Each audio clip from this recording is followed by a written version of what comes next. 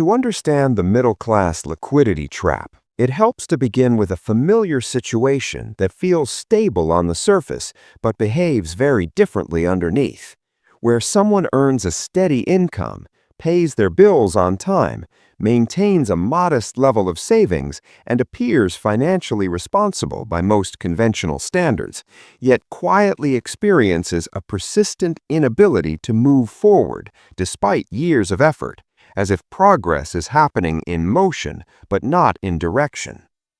This condition is not defined by poverty, and it is not caused by a lack of discipline, but instead emerges from a structural imbalance between cash flow, obligations, and the way modern economic systems are designed to absorb available liquidity over time.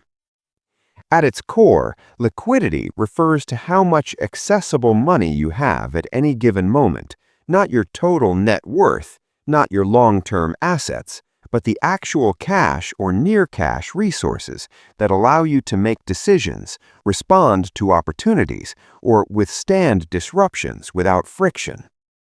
The middle class often operates in a narrow liquidity band, where income is sufficient to cover recurring expenses and maintain a predictable lifestyle, but not wide enough to create meaningful optionality.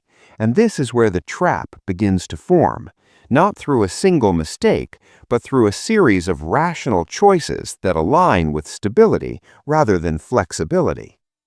Psychologically, this creates a reinforcing loop where financial behavior becomes optimized for continuity instead of expansion, meaning decisions are evaluated based on whether they preserve the current system rather than whether they improve it. Over time, fixed expenses tend to solidify around identity. Housing adjusts to reflect social expectations.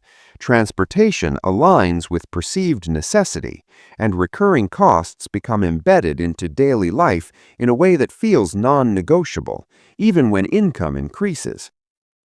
As a result, additional earnings do not translate into increased liquidity, but are gradually absorbed into a more complex and expensive version of the same lifestyle.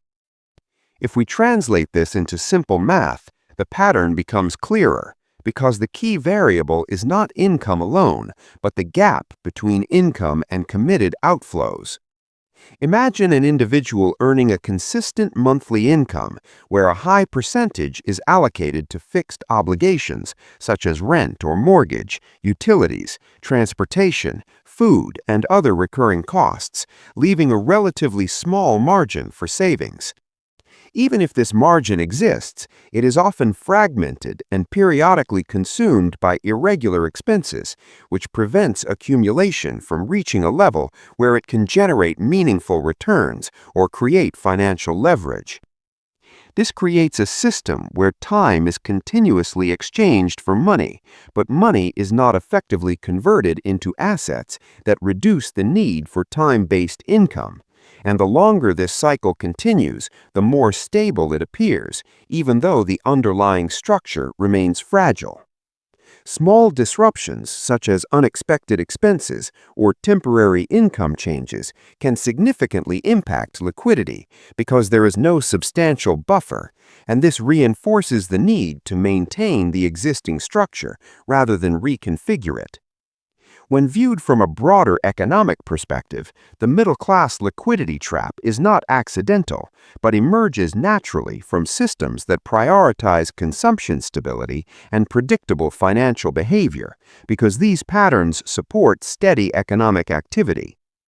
Credit availability, subscription-based services, and lifestyle normalization all contribute to a framework where liquidity is continuously circulated rather than accumulated, and individuals who operate within this system efficiently are often those who appear most stable, even if their capacity for financial change remains limited.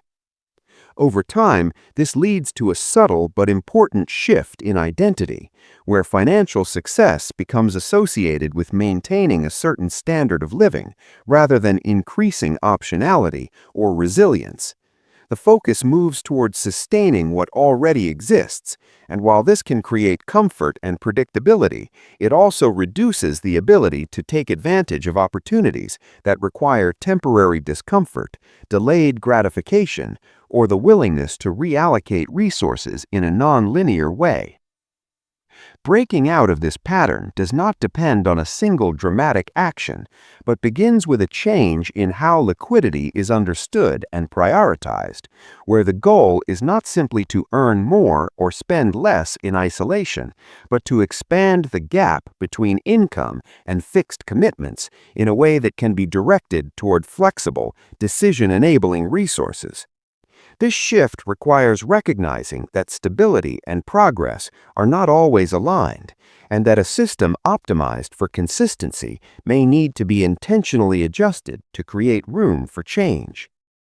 In the end, the middle-class liquidity trap is less about how much money flows through your life and more about how much of that flow remains under your control at any given moment, because it is this controllable portion that determines whether financial movement is constrained or directional. And understanding this distinction is often the first step toward reshaping the system itself.